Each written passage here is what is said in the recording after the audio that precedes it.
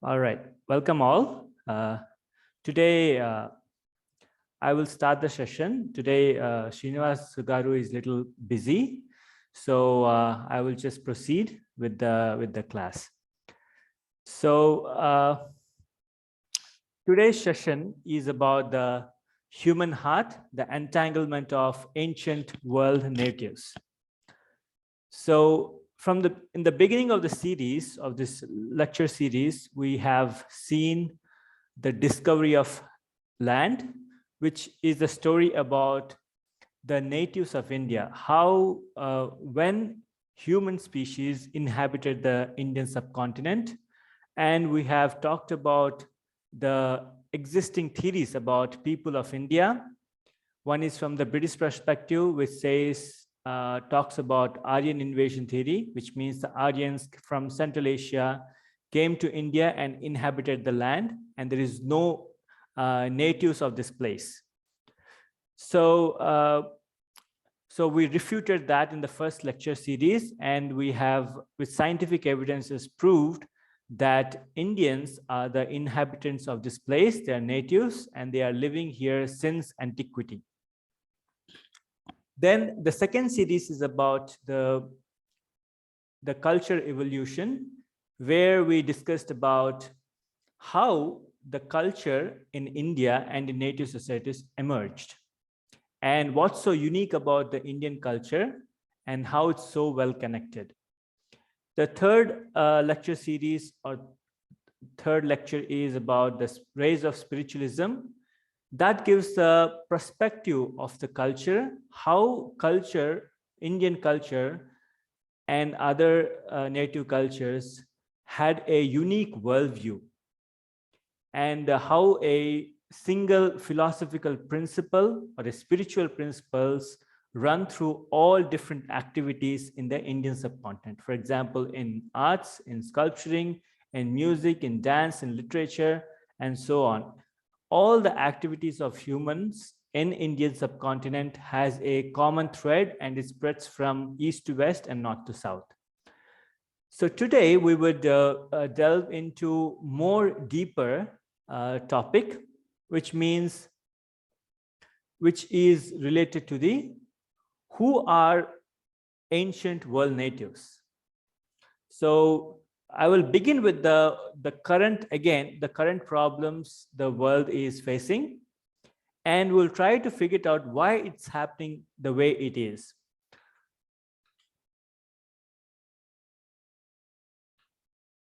For example, we know there is a serious problem of deforestation going on in the world, and clear cutting of forests is rampant everywhere in the world.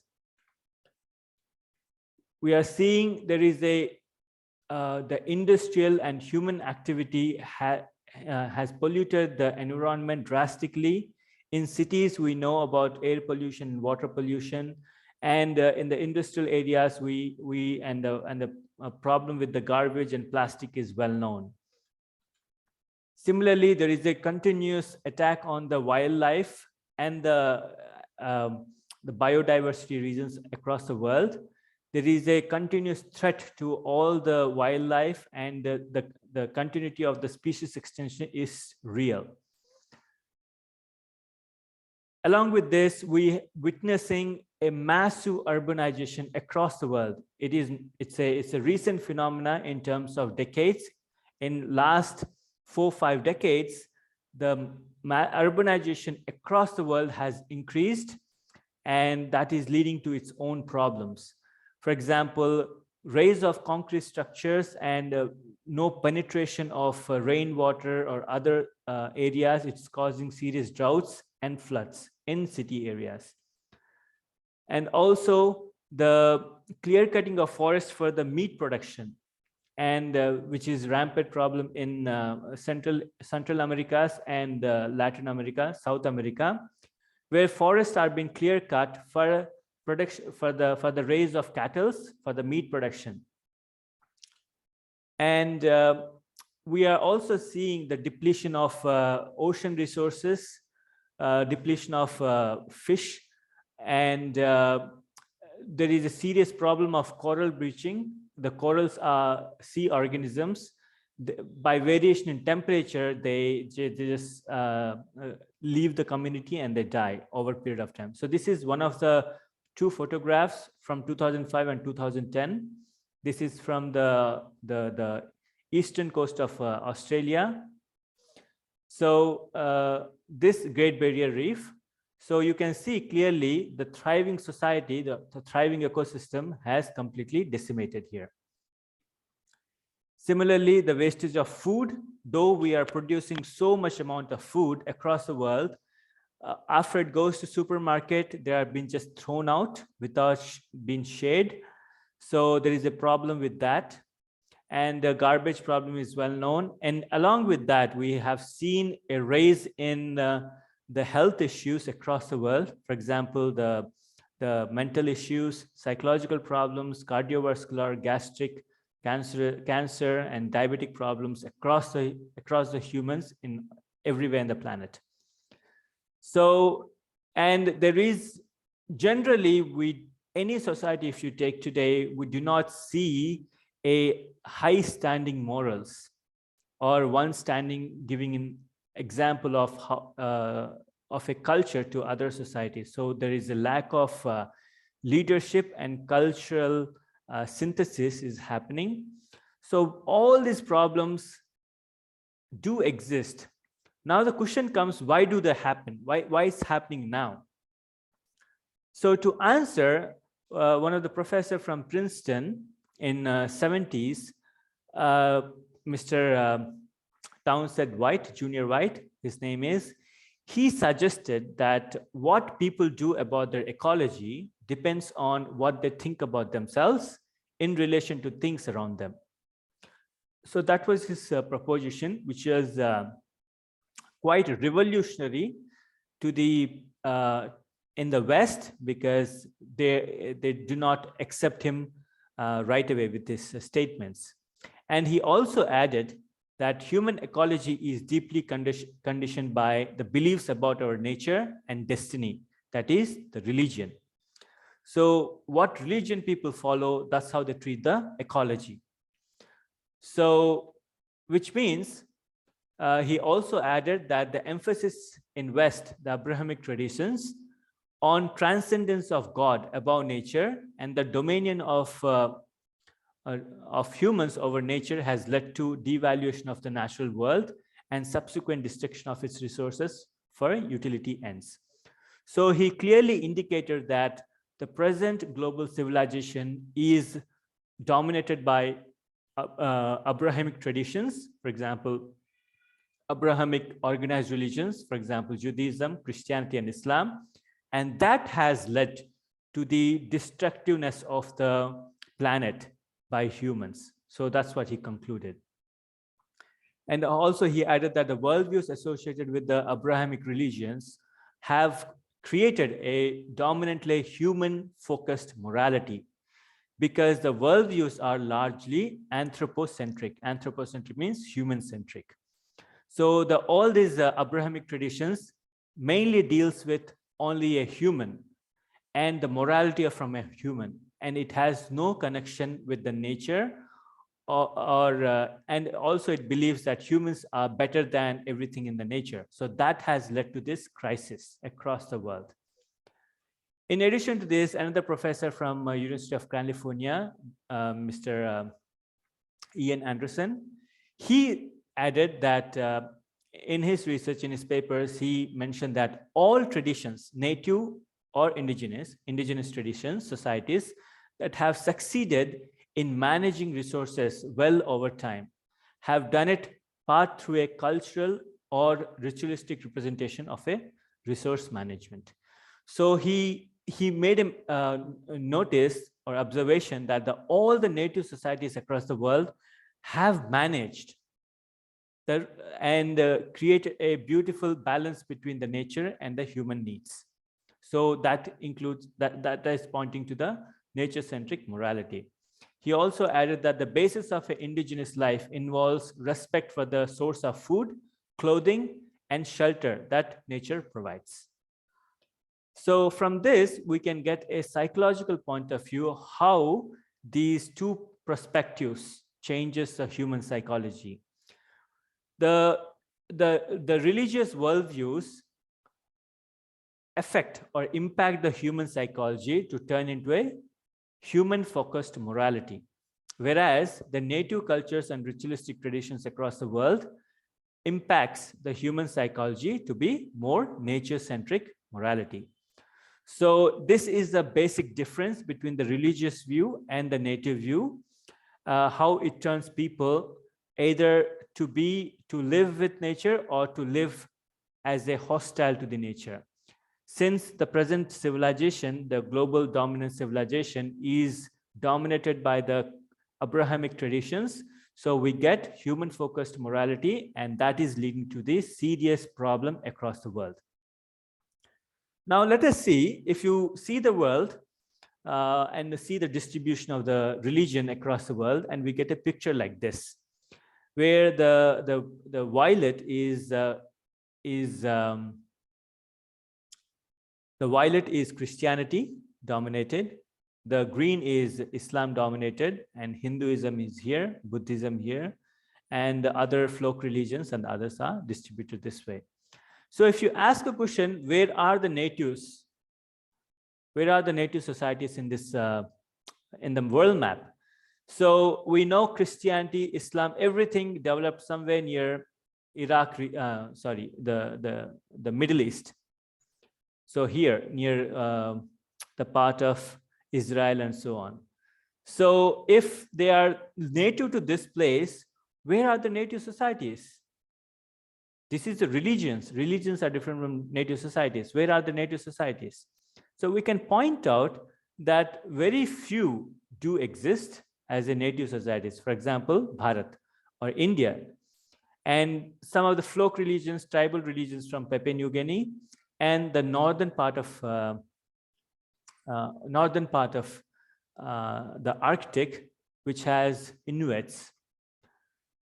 So what do you mean by native traditions? So the migration of humans, which we have seen in the first session, which shows that people have moved from Africa, which is based on out of Africa theory, moved to India, populated here, the non-African ancestors populated in India, and these ancestral Indians moved to different parts of the world to populate the different parts of the world. So similarly, a route took from Japan, went to Japan, and another route went to Northern Africa, Northern America, through this strait called Bering Strait, and they went to North America, and they slowly went to South America, approximately 50,000 or 20,000 years ago.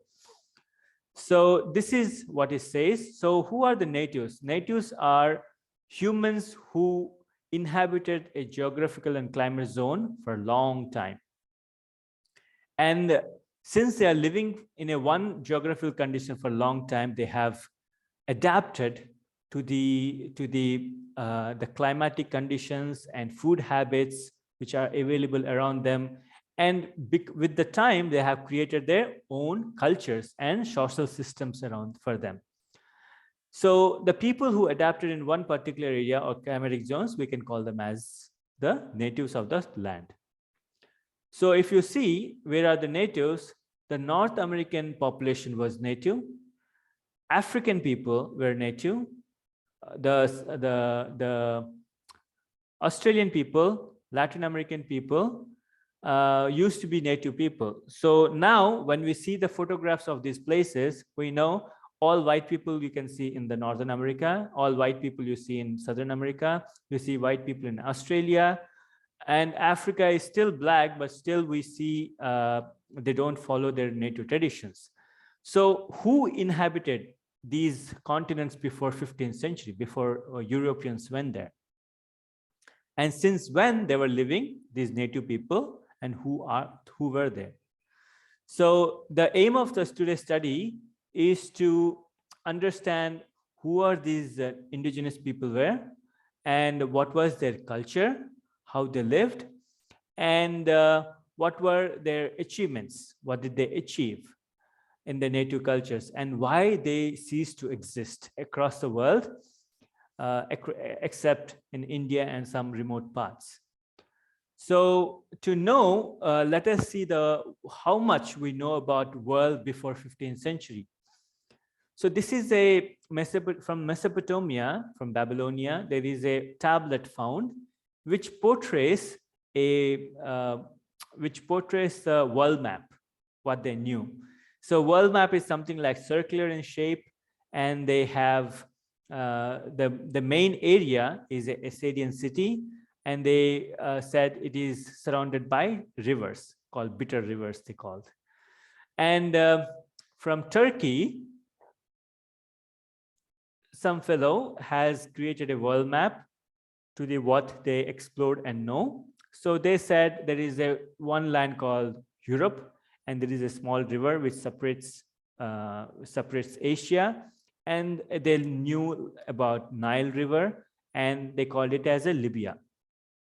And that's the world they knew about around 15th century or 500 BC. Now, around the same time in Greece, they knew the world similar way, but they also portrayed the people inhabitation of the land. So that's what the world knew, the West knew till 500 BC. And more recently, in 15th century, Europeans, they started mapping the world. And this fellow from Italy had a partial knowledge of Europe, Africa, but they have no clue where the East was, or India or China was. So what they knew was a part of Africa. This is Africa a little bit. This is Europe, the Italy is here. And this is Portugal and Spain and Britain, and little part of the Nordic countries, Scandinavian countries, and they knew about the Black Sea, and they knew about Caspian Sea and the mountain ranges. And they didn't know much about anything else. So it just all is part of Asia, Europe.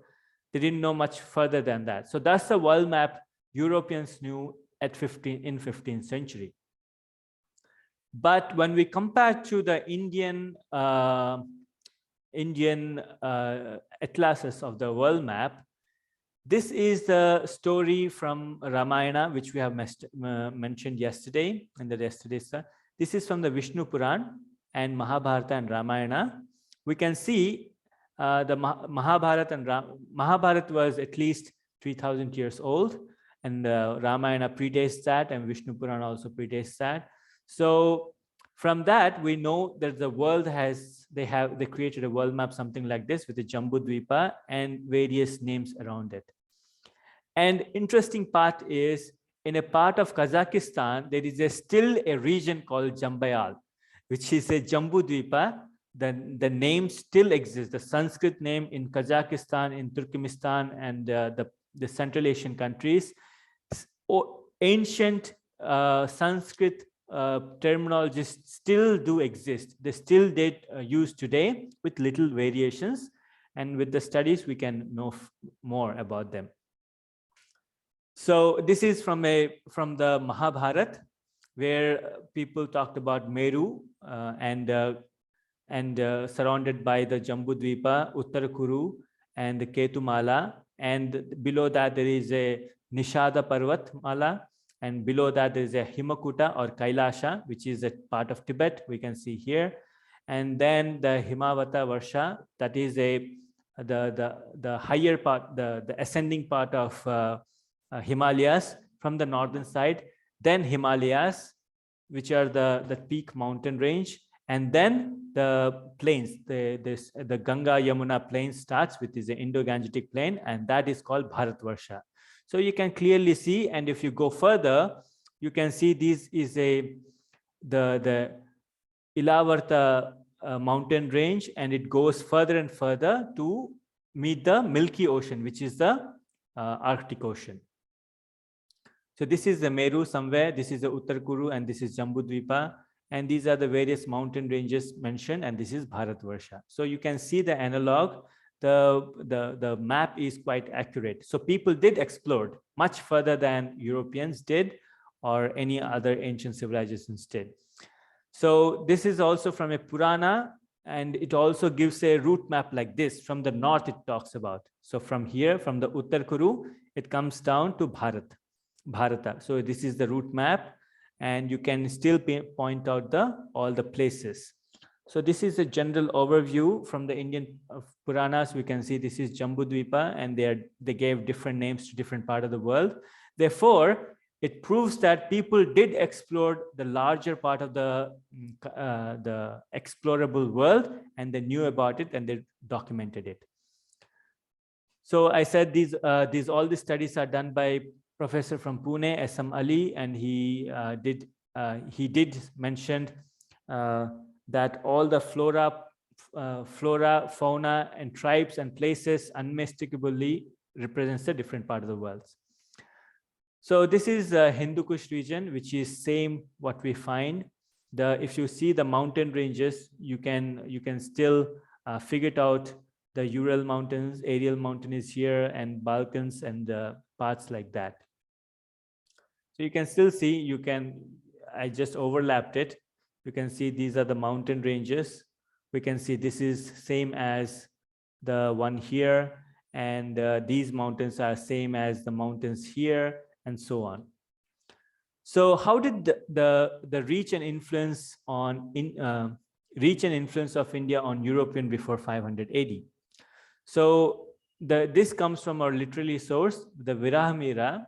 He was an astronomer and a mathematician. He wrote a book called Pancha Siddhantaka, which includes Surya Vasishta, and Paithama, along with various other texts. So which gives a insight into the influences that we got. There is another book called Romanika Siddhanta, which is, Romanika means it came from Rome. And this fellow, Shreyasena, brought that knowledge from Rome.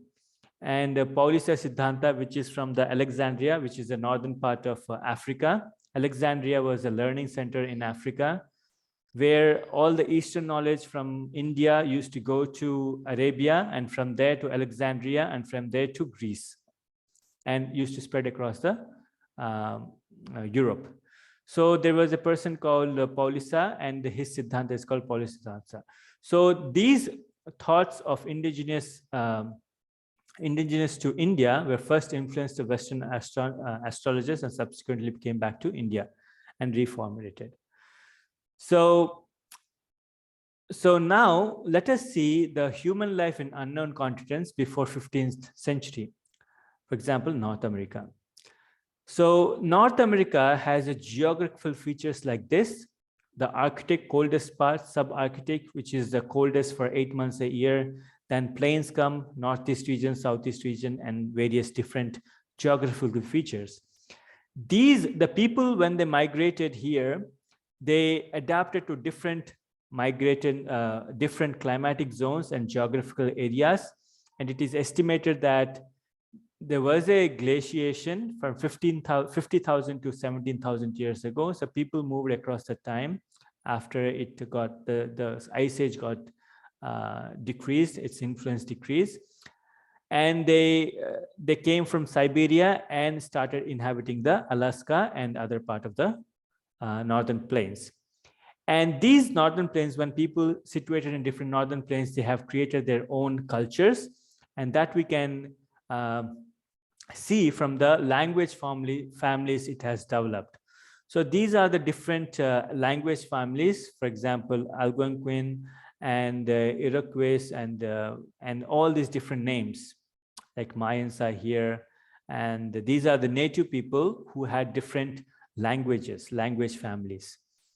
So overall, we can distinguish these, we may call as the dialects, but they belong to similar language family. So they are distributed and separated in this way. So, and if you list the list of languages of North America, they go on like this. It is estimated that before, when Europeans went there around 15th century, North America alone used to speak more than 2,000 languages. All right, so numerous cultural entities did created with the geographical area, and each cultural entity created a language family. So who are the North Americans, native people? So native people used to look something like this, as in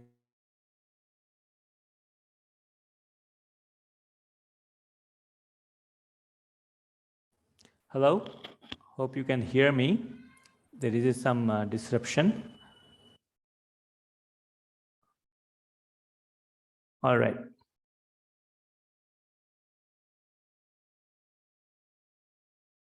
Can you see the slides now? Yes, yes, yes, sir. We can see now. All right.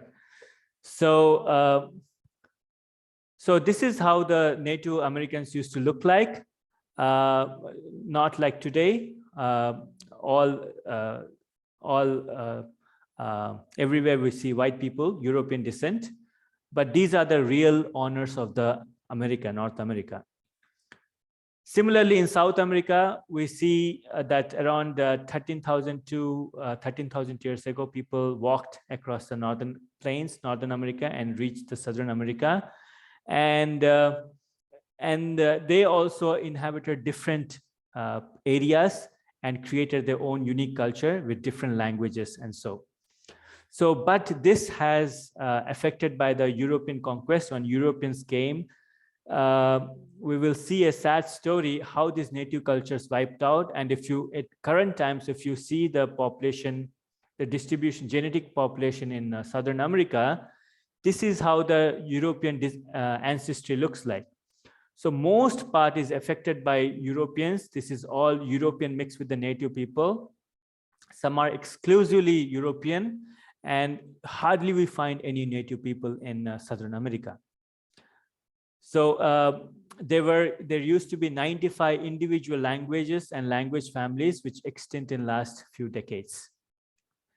Who were these people from South America? So these are the people. Still we see some people from Ecuador, from Brazil, and Peru, Chile. They're still in the high mountain ranges, they still live. They have still preserved unique the genetic codes which they came descendants of their ancestors.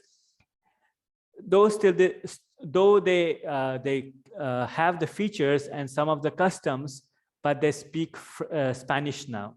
So most of the language is also lost. Along with that, the cultural knowledge has been lost there. When we come to Africa, we still see Black people, majoritarily, who are the indigenous to the land. It is estimated that approximately 2,100 to 3,000 spoken languages exist in Africa. So humans occupy different climatic conditions in Africa, and they created their own languages and cultural entities in this land. So these are the generally Bantu tribes, different part of Africa. The people look like this, who are the native to that land. And similarly, if you go to Far East, and we can see the Formosa, which is used to be called Taiwan, and different people, we can see that there is a language similarities as well as the genetic similarities we can see from Madagascar to whole of Southeast Asia to the Polynesia and Micronesia regions. So you can see that how we can even trace back when they moved to the different parts. This is Taiwan, 3000 BC. This is 500 years later, 1500 BC, and so on. So there was a dating happens. And the native people of Taiwan are not Chinese-looking people. They used to look like something like this, more like Burmese people, and they were dark in complexion, like us. And these are the pictures, few remote pictures we still have, but they are also wiped out in Taiwan. Very few still left. And this is the Micronesia, Melanesia, and Polynesia, which is islands in the Southern Pacific Ocean. So here too, the people live in most of the islands. Who are these people? They also migrated long back, approximately 15,000, the 3000 BC. So 3000 years ago, which is around 1500 BC, and they are spread across the whole of the Pacific Ocean islands. And the interesting part about them is there were various cultural entities like Samoans, Tongans, and Cook Island Maoris, and New Zealand Maori people, and so on. And they share the similar origins as the indigenous people of maritime Southeast Asia, Madagascar, and Taiwan. This is supported by genetic, linguistic, and archaeological evidences. So these people are maritime sea voyagers, and they have traveled across the seas long time back, before 15th century BC, and they have thrived in these climatic zones and these islands. Who are these people? This is a photograph from the New Zealand Maori people. They used to have a full face tattoo and tattoo across the world, and the tradition still is alive. They don't paint the faces anymore, but they do paint the hands and body and so on. And this Melanesia is also the Pacific Ocean region, where Fiji, Vanuatu, and Santa Cruz, New Guinea, and Solomon Islands, and so on. This patch has approximately 13,000 languages scattered across the various islands. They are dialects. They can understand to some extent, but they are unique in their own way. And this is how the Fiji warrior used to look like in 1890. And this is a West Guyana person in 1920s. You can clearly see this is not what we see today. Fiji people now are mostly European descent, Indian people from 18th century when they moved there. And you can see some other kind, like a Chinese looking people. But here we can see he can be any person from southern part of India or Sri Lanka. And this is more like African features, what we can see here. And this is a native Indonesian person from 1900s. And this is a child from Vanuatu. Childs, they have a unique hair features and blue eyes and so on. So they harbor a unique genetic lineage, and which is transferred long back. Now, when we talk about native Australia, when we see a photograph from Sydney, Perth, or Canberra, we can see all white European descendants. So, but the actual Australians used to look like this. They were dark in complexion, heavily built, short in texture, and they have, recent studies have found that they're very close to Southern Indian population in genetics, and they have, there's a long connection. So that is a different story, but they were different. These are the original owners of Australia. That was their land. So there is a distinct connection with India. Most scholars arrived at say that humans in Australia came around 40 to 50,000 years ago, with possible range up to 125,000 years ago in the region called Lake Munga, which is a archaeological site. And genetically, some indigenous Australians have from the Papua and Melanesia, the genetic admixture. And they're more closely related to the Central and South Asian population. And in 2012, there is evidence which shows that there is a substantial genetic flow from India to Northern Australia. Estimate that over around 4,000 years ago, the changes which occurred in Australia, found in Australia, in changes in tool technology and food processing, it is more similar to Indians, what's happening here. So it happened there too. So it says the people from India or southern part of Asia, they move there and they transfer the technology, everything there. So this is another photo from the Australia around 1933. So now we have seen the natives from North America, South America, Africa, Australia, and Polynesia. What were they like in the olden times? What was their social order? And how do they see the world? What was their worldview? And they had a unique culture. What was the cultural achievements? For example, we have seen cultural achievements of Indian culture yesterday and day before yesterday. So what were these native cultures' achievements and what was their philosophy? So to understand, we will see there is a observation made by a Buddhist monk from India, Nandeshwara, when he went to Australia and lived there. He said that to those who judge the degree of culture by degree of its technical sophistication, the fact that Australian natives live in the same fashion now as they did thousands of years ago may imply that they are uncivilized or uncultured. That is according to the present sense, present Western sense. However, he added, however, I suggest that if a civilization be defined by the degree of polishing of an individual's mind and the building of his and her character, and if that culture that measures of her self-discipline as well as at the level of consciousness, then he said, the Australian Aboriginals are actually one of the most civilized and highly cultured people in the world today. So this is the observation he made when he went to Australia and lived there. So what's the difference between this indigenous ethics and Western ethics, and why they're always colliding with each other? The native cultures encourage the temperaments of the regional flora, fauna, and people, and they always try to protect the nature and kept the harmony with it. But the Western civilization, unfortunately, doesn't link the knowledge and morality, but it connects knowledge and power and makes them equivalent. So if you have more knowledge, you have to be more powerful. Not you have a knowledge, therefore you have a responsibility to protect the nature. So that connection was gone in Western civilization. So with that, we can see the philosophies of Native Americans or Australians or wherever. We can see that there is a honor and interconnectedness of all the things and all the life forms existed around them. And they realize that the earth does not belong to them, but we belong to earth. That was a sentiment of North American natives. And that is also we see in other native cultures too.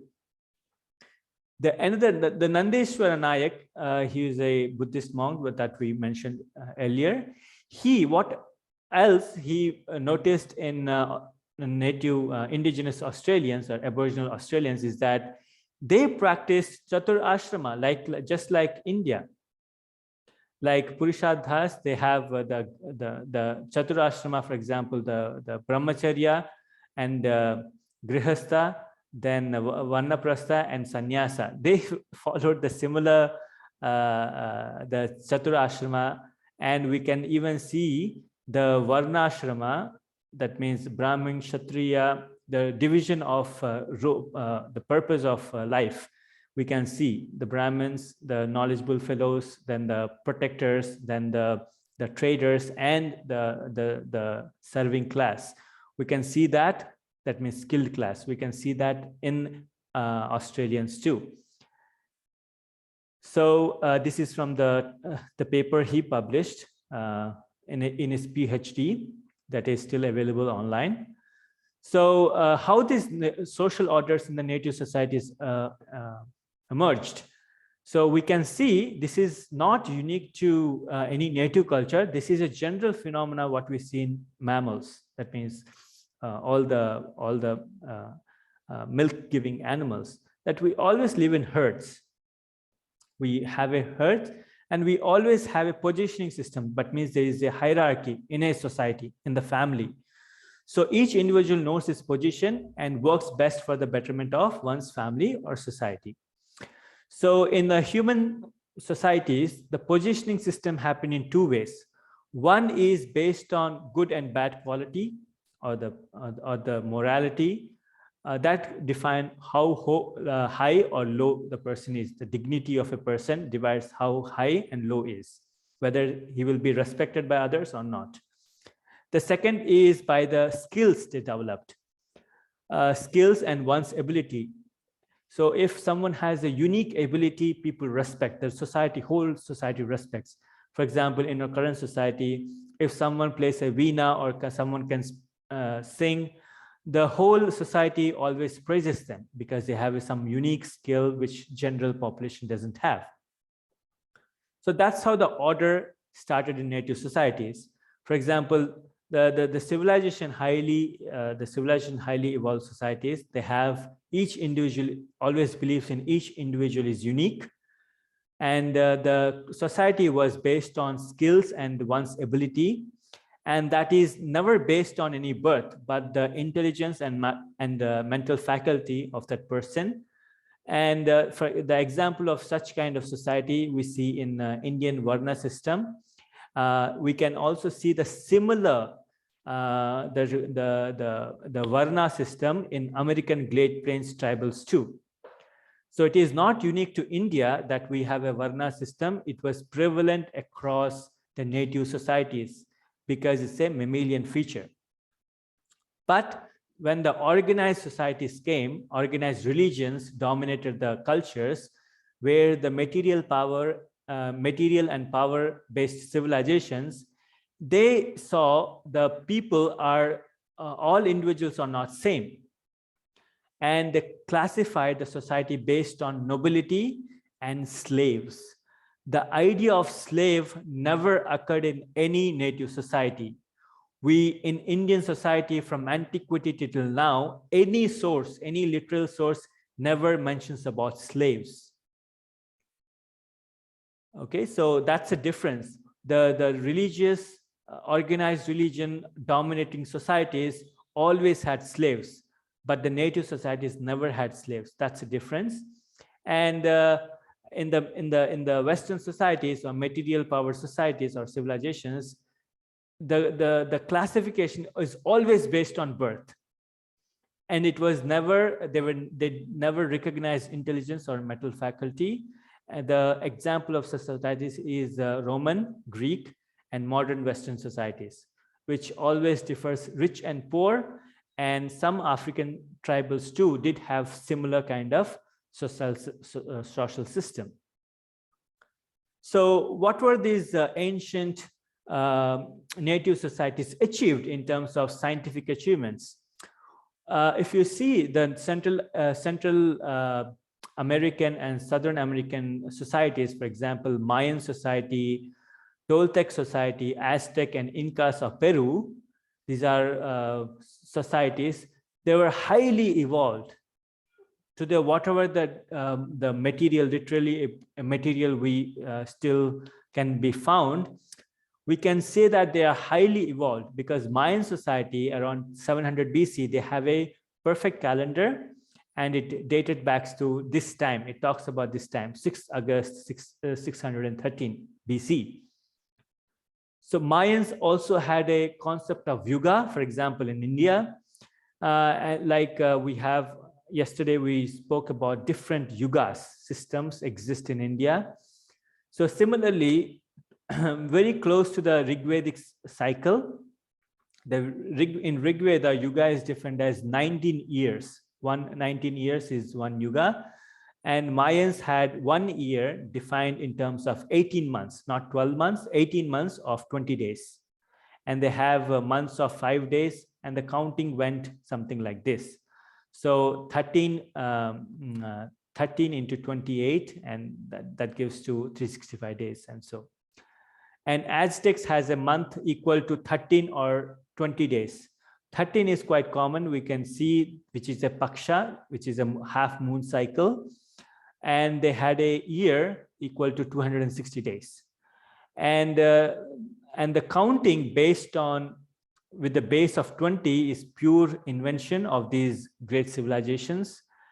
And 2 wheel cycles come together after 52 years. So there is a rotation of 52 years. For example, if you see Indian calendars, for example, Telugu, Tamil, or any calendar, we have a names for 60 years. 60-year cycle we have. The same 60-year cycle went to China, and they also follow the 60-year cycle with different names. And each Ugadi, which is a new year when we celebrate, the name of the year changes. In Aztec civilization, the cycle was for 52 years. So similar connections we can see. And Mayans also had something very unique, the length of the year they have exactly calculated to the 365 days, 365.2420, which is the modern scientific calculations today, almost equal. You can see the both times what Mayans have discovered and current values are almost same. The unit of time they call as tuns, and a tun is nothing but 365 days. That means a year. And the zero date of different calendars, calendar system, for example, Jewish calendar talks about 371 BC. Mayan calendar talks about 3113 BC. And Indian Kali Yuga, when the Kali Yuga started, our Puranas talk about same time. So the interesting point that to be noticed is all fall around same 3000 BC, which is an interesting coincidence. Why they all chose to be one date is debatable. Some of the scholarly guesses are the Indian influence happened somehow over the Jewish calendar and Mayan calendar. These are the major things we can find, but the Mesoamerican cultures were destroyed by Spanish conquistadors when they came to South America and Central America. They have burnt the libraries, how they did in Takshashila and Nalanda in India. And all the knowledge was lost. People were butchered and the whole knowledge was destroyed in the South American and Central Asian cultures. But we can see various other achievements, for example, stone sculpturing, stone reliefs, writing system, and musical instruments making. Those are the material evidences. You can see there's a beautiful carving of a god from the Mesoamerica. We can see here. So they weren't technically or technologically backward. They were quite advanced to the time of anywhere in the world or equal to any other place of the world. From the tortoiseshell, they make a instrument like tar instrument, and the jingles are there, and the flute, the windpipe, and so on. So what were the connection with these India and other natives? So 500 BC, around 500 BC, the Ashoka the Great, he spread the Buddhism across the Asia as far as Syria, and that helped the Buddhism to take root in China, Korea, Japan by 3rd century BC.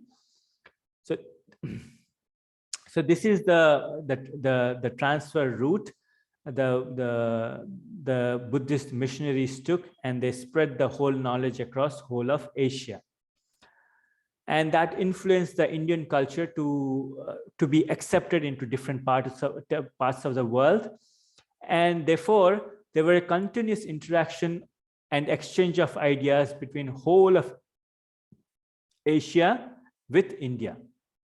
And that has created something very unique, a benign and symbiotic cultural interaction between Indian culture and the other indigenous kingdoms from other parts of the world. The one thing to be noticed is that it was never a colonization like how West did across the world. It wasn't to oppress the natives or to exploit the resources of the natives. It was purely a civilized process. That means there was always an intellectual dialogue, and it always based on philosophy and understanding and exchange of ideas. And that has raised to the various Indianized kingdoms. They were not native, they are not Indian people, but they are Indianized kingdoms. That means these kingdoms had the culture same as India. For example, all this is from the 300 AD, current era CE, to various kingdoms. This is around 1 millennia, 1,000 years ago, 1200 years, in 12th century. This is in 8th century. And we can talk about Sri Vijaya, the greatest kings from the Indonesia and Cambodia region. His name is still alive. For example, that and Mahapat Pahit kingdoms from Cambodia and so on, and Khmers, Champas, and such a great the kingdoms have rose during this time. Around 15th century, these stopped to exist because of, again, the Mughal kingdoms, the Islamic kingdoms from India, when they did the same thing, mass conversion and massacres and converted the locals there, native people there. So this is some of the Indian influenced areas from the Southeast Asia. We can see from the Java, Dwarpalakas in the temples. So these are the grand temples being built in whole of Southeast Asia. This is from Java. This is from Sumatra region. This is from Borobudur, Java, Central Java. And this is Angkor Wat from Cambodia. This is from Thailand. This is so various temple structures you can see they still exist today, and they are most akin to the Vastu Shastra, which we can see from India. So these are some of the temples structures still exist in the whole of Southeast Asia. And it also influenced the whole world. The India influenced the whole world with linguistically too. For example, the script development in most of Asia happened through the transfer of Brahmi script. So Brahmi script also influenced the writing in China, in Japan, in Korea, in the whole of Southeast Asia. So some of the script, for example, the Filipino, the native Filipino script, has a structures like this, which is same as the Devanagari script, which is A, E, I, U, the vowels, and then the consonants, Varga. So the North American fellows, so let us see what North America, how it went through the serious decline in the native cultures. There is a professor, linguist, who studied the North America. He said that what he found in his research is the Menominee language of Wisconsin, which is a part of Northern America, he said that the sounds of that language was clearly derived from that of Panini's language of Sanskrit. So he made a interesting observation, which says that there is some connection between the native language of North American natives and Sanskrit. And these are the studies he published, which talks about this connection.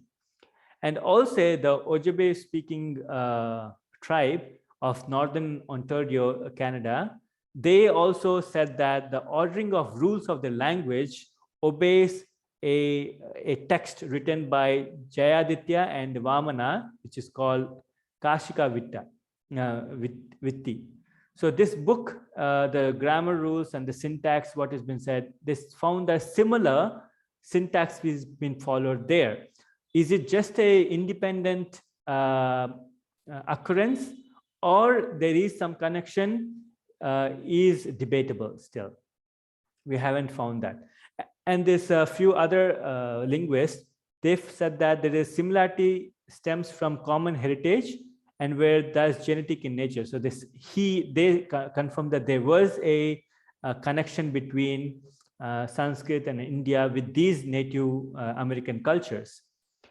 Further evidences of cultural diffusion we can see in Mesoamerica and India, Mexico, Peru, and so on.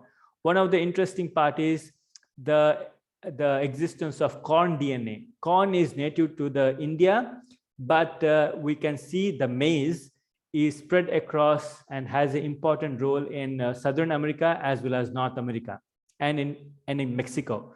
And when they did the DNA studies, they found that the Indian corn is more ancient than the corn which is found in North Americas. That means somehow this corn went there and they started growing. So that gives a clue that there was a physical connection between India and the Mesoamerica and Mexico and Peru. Similarly, another incidents are found that sweet potato is called as kumara in Maori language, which is in New Zealand. In Mexico, they can also called as kumar. So the two different cultures from across the Pacific Ocean has the same word. That means there was a connection from South Asia to the Latin America. Similarly, there is the radiocarbon dating of Cook Islands and some Polynesian islands says that they used to travel back and forth around 700 AD and 7th century and the 10th century, which proves that there is a sea route connection from Southeast Asia to Mesoamerica. So it is estimated that the people from Southeast Asia often used to go to the Mesoamerica, which is Central America, and they also used to go to the Peru, which is the Southern America. And they used to travel back and forth during that time. So that shows there is a connection between Southeast Asia and the Americas.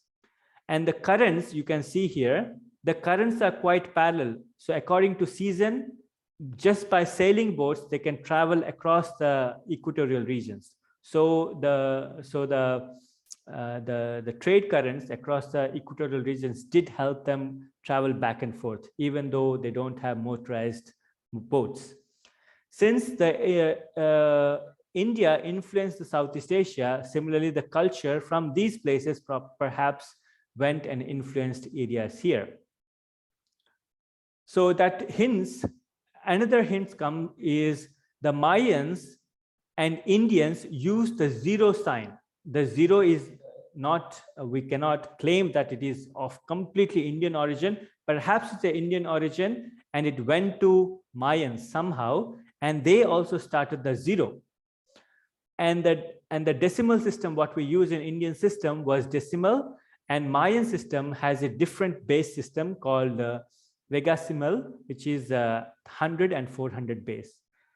So, and the Mayan zero and the Indian zero, the study says, is undoubtedly have common origin. So Mayan zero appears 700 years before Indian zero.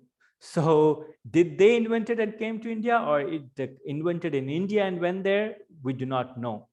Okay, but the other evidences, for example, the temples of Mexico and temples of Cambodia look quite similar. You can see this is from Cambodia and this is a temple from Mexico. Okay, both have pyramid structure, step pyramids. This is a step pyramid too, and the structure of a temple too is very similar. So there is no wonder people from Cambodia went there, or people from there, and influence each other in the architecture. Similarly, we can see the Mesoamerican people respected a tree, which represents Kalpavriksha or Kalpatru from Indian text. So the priests and kings and gods, they all are worshipping a tree. And similarly, the Mayan, the oval tablets been found to be the kings used to sit on a jaguar throne made up of jaguar, which is a common theme we see in case of our god and goddesses, like a simhasana, lion throne. So it's almost 7 now, 8 o'clock now. So I will try to finish in 5-10 minutes. Okay, is that okay for all of you? Then I can take questions and finish the session. So Yes, sir. yeah, thank you. So we will see now how the European colonization affected different native cultures, for example, Americas. The American population before 15th century, by estimates that the North, Central, and Southern America population was approximately 50 million to 100 million people, with scholarly estimates to 2 million to 18 million for North America alone. So this much population, and approximately the 37 million people in South America was estimated around the time of 15th century, 1492, which includes 6 million people of Aztec Empire, 8 million people from Mayan Empire, and 11 million from what we call now as Brazil, and 12 million people in Inca Empire. By the end of 17th century, 90% of them has wiped out from both the continents. And why it happened? Because we'll see that later. And also the Aboriginals of Canada during 15th century was estimated to be 200,000, 2 lakh people to 2 million people. By 1630, they were reduced to fewer than 10,000 people. So this drastic fall in Northern American population indicates that something happened, and that has to do with Europeans. So the arrival of English and French to North America happened around 17th century, in 18th century. And when they came, they started living in the eastern coast. The Spanish came to the Central Americas, and they started, over a period of time, they started occupying the different land. And they're claiming that these countries as the United States or New France or New Britain and so on. So how the population in North America decimated is because the Europeans deliberately spread the infections to kill the native people. So these are the historians' records. For example, this Dixon David, he said that there is no doubt that British military authorities approved of attempts to spread smallpox among the enemies. The enemies are Native American people. And it was deliberate British policy to infect the Indians with smallpox. In their letter, which is well documented from August 13, 1763, letter between 2 British officers, they were generals, and they explicitly advocated the idea that using smallpox infested blankets to kill Native American Indians at a fort, at the siege of a port called Fort Pitt. And in the letter, they said this: out of our regards to them, we gave them 2 blankets and handkerchief out of our smallpox hospital. I hope it will have the desired effect. So this is the letter from that time. And there was a delegation happened during that 1864, and which documented the Indo-American genocides. Between 15th century and 18th century, there were documented 89 massacres in North America. And it's not like 5 people, 10 people. Thousands of people used to be massacred in few hours. Along with that, disease spread also was one of the cases. And around 18th century and 19th century, there were documented 92 massacres. And all these documented evidences exist in the European archives. How many actually massacres happens, we cannot tell, but these are been found. From 16th century onwards, there were numerous wars between European governments and colonists with the Native Americans, and it's been called as American Indian Wars. So European attitude towards the towards the Native Americans was, this is one of the documented letter from the US Army colonel from 1864.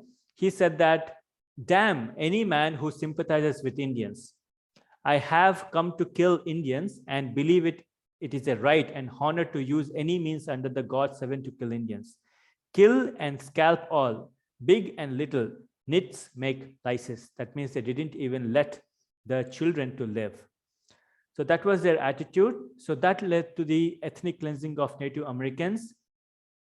And that pressurized, the decrease in population pressurized, and they relocate their ways of living, traditions have seriously decimated the culture and the language of the place. So we can say more or less the Native American Indians have extincted in culture, language, and the previous glory. Similarly, the same thing happened in the Mesoamerica, Central America too. Spanish were the brutalist of the British and French. They occupied this whole area from North America to South America. And by one of the estimates, they said by 1891, the native population has reduced to 2.5% of its original number of 97%. So they have the attempts of success rate was quite tremendous. So hundreds upon hundreds of native tribes with unique languages, learning, customs, and cultures were simply erased from face of earth. The invasion of Spanish conquistadors, which was most barbaric and inhuman in the history. And by one of the professor, he said the destruction of Indians of American was far and away the most massive act of genocide in the history of the world. And the change in the native languages, this is the estimation of the native languages from South America, the distribution. And currently, this is the official language of South America, which has all European languages as their official languages. That shows how much culture and the indigeneity, the nativity has been lost. So what's the effect on Africa, European colonization? When Europe came to Africa, they in one conference, they partitioned the Africa in 1880. By 1930, the whole of Africa was divided by the European nations: UK, France, Portugal, Spain, Italy, Germany, Belgium, Liberia, Ethiopia, and South Africa. So this is all European countries claim their territory in Africa, in which the native Africans has no say whatsoever. So this is all decided in the Berlin Conference, which happened in Germany in 1885. And this has led to transatlantic slave trade, which is quite known in the history. Approximately 12 million slaves were taken from Africa to Americas from 16th to 19th century. During this trade slave, approximately 2.4, that is 25 to 30 lakh people died in the transport itself. And it is estimated that over 12 million people who were originally destined to the Atlantic were, as well as 6 million destined to Asian slave markets and 8 million destined to the African markets. So what Europeans did is they partitioned the world like this, Africa like this, and started trading people. They just used to kidnap. And one of the letters from the king, African king, to the Portugal king, he wrote this: each day traders are kidnapping our people, children of this country, sons of our nobles and vassals, even people of our own family. So there was every day people are kidnapping, Europeans were kidnapping, who came there as traders, and they're exporting people. So this was the state of Africa. And the African native families were distributed like this. But today we see official languages all are European: Portuguese, Spain, English, and so on. So the Native American the Native American religions have changed in its demography. You can see this was the native indigenous religions, and these are the main religions: indigenous, Islam, and Christianity. You can clearly see how much they dominated and changed the demography. The European colonization effects on Oceania and Australia. Same story. The European ships brought diseases, which the Polynesian people has no immunity, and diseases like dysentery, smallpox, scarlet fever, typhoid fever, and tuberculosis. And they have spread that across the islands, and they saw people dying so that they can reclaim their land and resources. It is estimated that by 1881, the Tahitians, which are the natives of the Polynesian people, very few people left. And that very few population has paved way for the Europeans for the religious conversions and intermarriage with the locals, so that they completely lost their culture as well as their tongue, which is same for the Australian population. Pre 1788, it is estimated that the Aboriginal Australians population was from 5 lakh to 7.5 or 8 lakh people by the records. By 19th century, they have decimated to 93,000 people. And the waves, the way they did is same. They spread the diseases and so on. One of the letters also talks about this. The fellow called Raymond Evans, he said, he killed more than 10,000 Aboriginal people who were regarded as vermin, pests, and sometimes even hunted for sports. So that's the mentality of Europeans who went to Australia. And that has led to the cleansing of ethnic cleansing in Australia, which lost approximately 250 languages which been spoken. And currently, out of that existing 120 to 145 languages, 13 are considered to be not endangered. So most of the languages are endangered. So very few people speak, perhaps 50 people and some other speakers. And the methods used by Europeans is same. They spread the smallpox, and that killed up to the 90 to 95% of people across Australia. And it is well recorded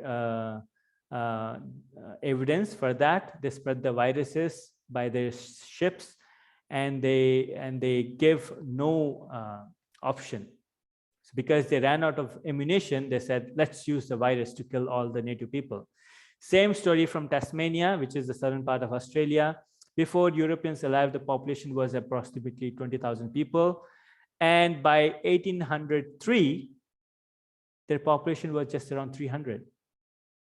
So that shows the gravity of the genocide.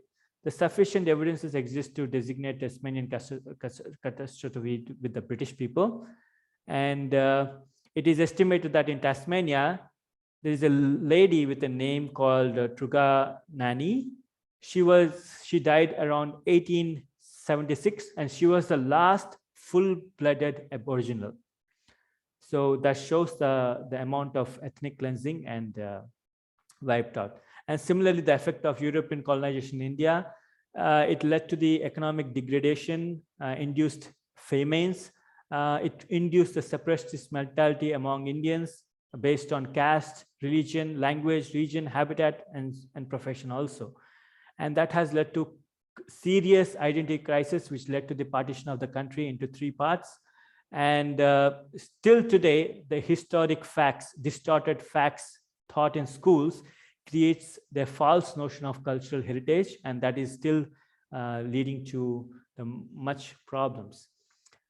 Out of all the native civilizations across the world, India is the only country which got its independence based on its nativity. So we are the native people of this land who formed a government, and we still govern ourselves, which is not the case in other parts of the world. So from 1945, there is a serious problem existing everywhere in the world. The traditional forest systems were getting destroyed, and the governments don't rule according to the native cultures of the place, and that has led to the serious loss of languages. For example, in America itself, 2,000 languages were lost. Cultural knowledge is being wiped out every day, and so on. So why these languages are important? Because each language is a window to the human psyche. So each language has that unique perspective to the world, which has been lost every time. And these are the kind of languages which exist today, approximately 7,000 languages and spread across the world. And you can see Asia and Africa has the largest number of widely differently diverse spoken languages in the world. And it is estimated that 90% of the 7,000 languages can become extinct by 2050. So there is a serious crisis exist. In India itself, we have 172 major languages with 1,600 other languages, dialects, and some tribal languages. And in the world, most linguistic diverse countries in the world is India, Africa, and Papua New Guinea. So this led to the confused Indian morale. We have politics based on language. We have politics based on English medium schools. And most of the educated and allied professionals in India prefer to speak in English. And we look down upon speaking our own mother tongues. And it seems like India went into a mode of self-ethnic cleansing. That means we hate our own kind of people, our own culture, our own language, and we teach our children to speak English at home. And that has further encouraging this ethnic cleansing.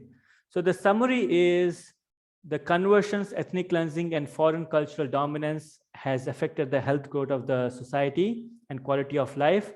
The diffusion of knowledge supporting the various tradition cultures are in siege, but it has to somehow has to be stabilized. And the final words to Indians is that Indians at present should focus on the native, preserving the native cultural heritage. It is a responsibility of all. We should encourage the cultural ideas and our own mother tongues to thrive. And we should open to the world. At the same time, we should be proud of who we are. Thank you very much, and I will take the questions if any one of you have.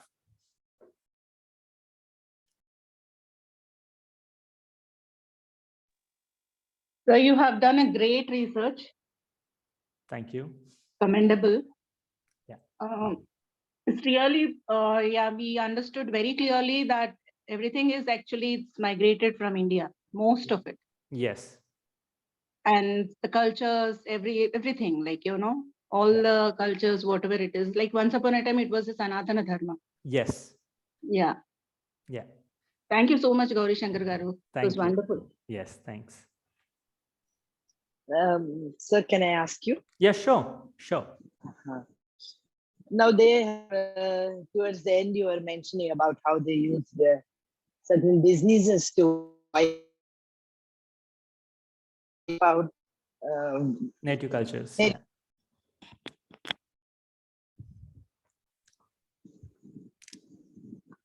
Because it was supposed to be a very rich heritage.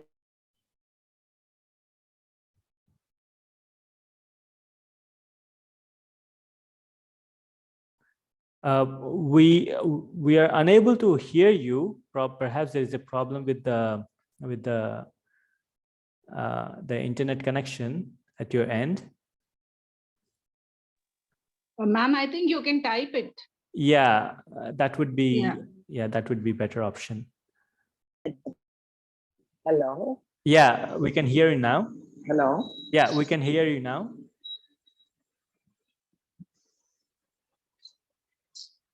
Yeah, you're audible now. You can ask your question. Yeah. No, sorry. Yeah. In several of these native cultures, to destroy them, the Europeans used the smallpox and other hay fever and other diseases. Yes, true. How did they enter India? Is it because Indian culture was already thriving at that time? Yes. And the local kings were very, very rich. Yes. And it was mainly through trade only. Yes. They entered into India. Mm-hmm. Yeah, indeed. When the Portuguese and the other kings came to the western part of India, the Maratha kings they accepted them, and they said we can trade with you, and they slowly creeped in, and you know the rest of the story. They started bribing the princess. They introduced wine. They introduced drugs. And they try to take over the future, the prince and princesses. They influenced them, and slowly they took over they changed the political structure in the country. So what was the nature of what is the natives of, say, North America? Yeah. Why did they have to, they were not flourishing like in India? They were, but see, I mean, India was well connected with the world even before that. So we have native resistance to most of these diseases. These diseases are not new for us. So because of that, what happened is, even though there were mischiefs like that, the Indian population was much more resilient than European people, which is not true with the other natives. Other natives were highly isolated for thousands of years. They were thriving culturally and scientifically, but when Europeans went and spread diseases and used deceit, it was unheard for them. So, but they, you can see, I will share you the some of the observations and the thoughts of native people regarding white people. They, when they enter the land, they consider them as a foreigners, and they consider them as long lost brothers.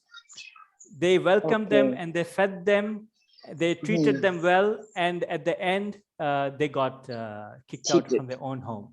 For example, in the Aztec city in the middle of Mexico, the Spanish conquistadors, when they came into the city, they harbored at they camped at the corner of the city. When the message went to the king, there's some kind of white people, they're living there, and they were very interested. By the curiosity, they invited them into the middle of the city with their horses and the swords and everything. And what they get, within 3 hours, they massacre the whole town with killing the king and their family, and then the rest of the town, which was probably populated to the 10,000 people or so. Small areas. Yes. So that was the stories we get, and similar stories we can see from the India too. When the remember story from 10 minutes of phone. We remember the story from Chandni Chowk in Delhi. When the Islamic kings came, the Chandni Chowk area in Delhi, it is witnessed massacre of 30,000 people in period of 2 to 3 hours.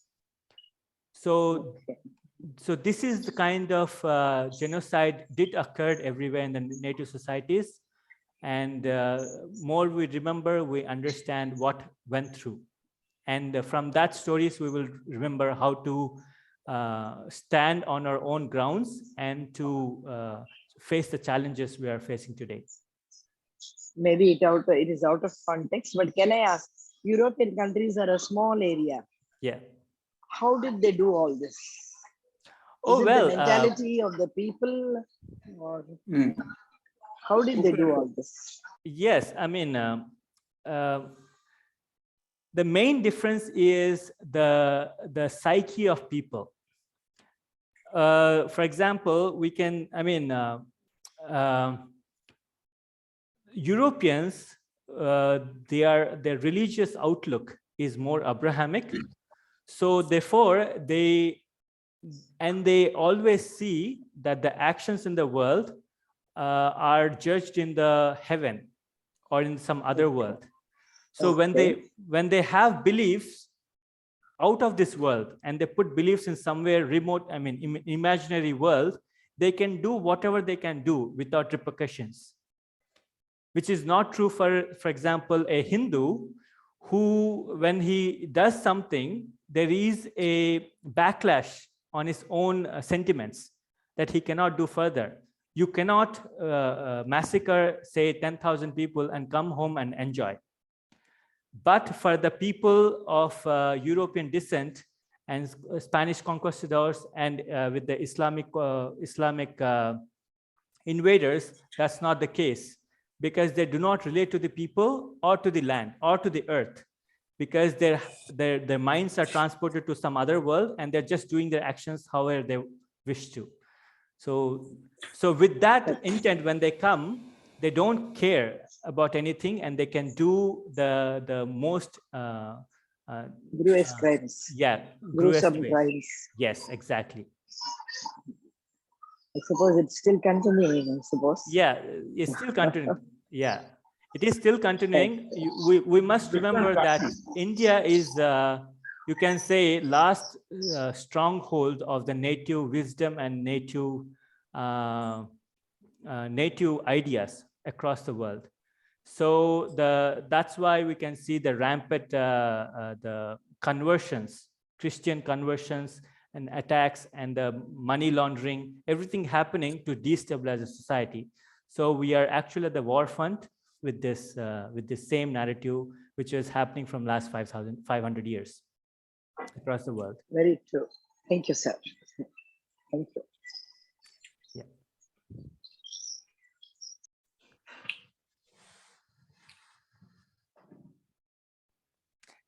Any more questions? Yeah.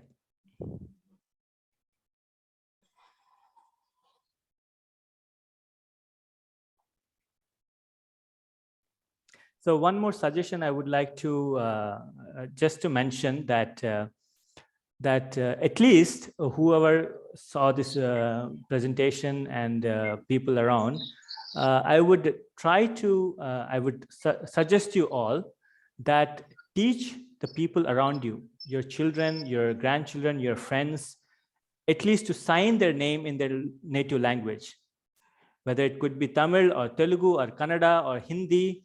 Sign at least your own name in your own language. At least if you change that, it will change a lot of things. So we not to sign our name in English, we can sign in our own languages. At least that thing we must able to do. So that would be the create the cultural consciousness of who we are. So we should pursue that, and that in the changing that habit. True, that's true. And within India itself, we have traveled so much from our native place. Yeah. But we've got used to the place where we have settled down. Like I am from Kerala, we have settled down in Andhra. Yes. And I'm 90% Andhra. Yes. Yes. Yeah, true. Thank you, sir. Thank you, sir. I wait for tomorrow. Yeah. So tomorrow's session will be about the changes in the world, and they named it as the Elude Tragedy. So the whole world thought the modern civilization will give something good for them, but it turned out to something unpleasant, and we will talk about how that shift happened. So that will be the topic for today, the Elude Tragedy. Any more questions, or shall we just stop the presentation for today? We can stop, sir. Thank you. All right. Thank you very much. So we will meet again tomorrow. Thank you.